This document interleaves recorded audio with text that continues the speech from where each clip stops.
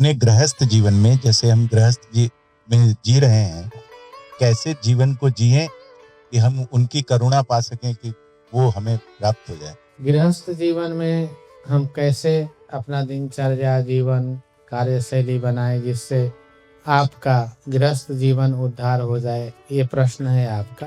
देखिए, हमारे वेद के अनुसार 4 आश्रम प्रधान हैं। उसमें सबसे पहला है ब्रह्मचर्य आश्रम, उसके बाद है गृहस्थ आश्रम, उसके बाद है वानप्रस्थ आश्रम और उसके बाद आता है संन्यास आश्रम। गृहस्थ आश्रम को श्रेष्ठ स्थान दिया गया है और कहते हैं, गृह कारज नाना जंजाला ते अति दुर्गम शैल विशाला।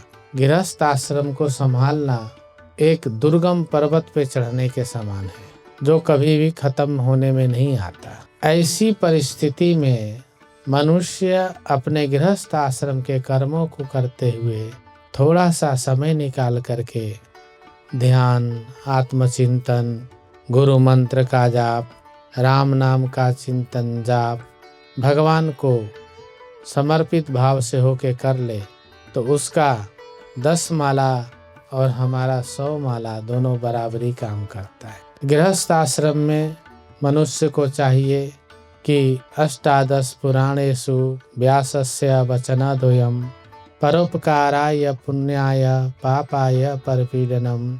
हमेशा सबके हित की कामना करे, सबका कल्याण हो ऐसा भाव रखे, चाहे वो अपना घर के सदस्य हों चाहे बाहर के हों।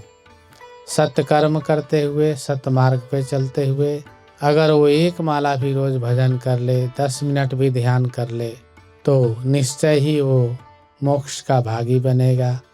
किसी का हानि नहीं करना चाहिए, किसी को पीड़ा नहीं देना चाहिए, अपने कर्म पे ध्यान रखे।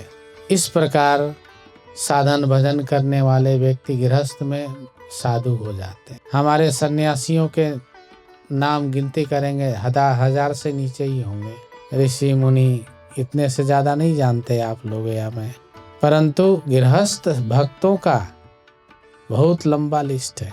हाँ, गृहस्थ आश्रम में बहुत संत हुए जिनको विरक्त भी भजते हैं। क्यों? क्योंकि उन्होंने नाना प्रकार के जंजाल में भी रह करके, ठीक वैसे ही जैसे कमल के पत्ते पे पानी नहीं टिकता, संसार में रह करके उन्होंने संसार से अपने को अलग कर लिया, आत्मा राम को जान लिया, ईश्वर को जान लिया और उसके बहुत करीब चले गए। तो इस प्रकार गृहस्थ आश्रम बहुत उत्तम आश्रम है।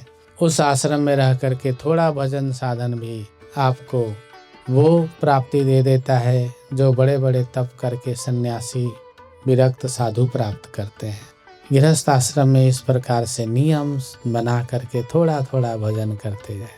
ठीक वैसे ही जैसे थोड़ा थोड़ा धन इकट्ठा करके 10-20 साल में नया मकान बना लेते हैं, बेटियों की शादी कर देते हैं, बेटों की शादी कर देते हैं, ऐसे ही थोड़ा थोड़ा भजन इकट्ठा करके जब वृद्धावस्था आए तो ईश्वर के साधना में लीन हो जाए। वो भी आपका धन है। जैसे एक धन से आप अपने घर बना लेते हैं, बेटे बेटियों की शादी कर लेते हैं, वैसे ही दूसरे धन, राम नाम रूपी धन से, गुरु मंत्र रूपी धन से अपने अंदर बैठा हुआ आत्मा का कल्याण कर लेते हैं।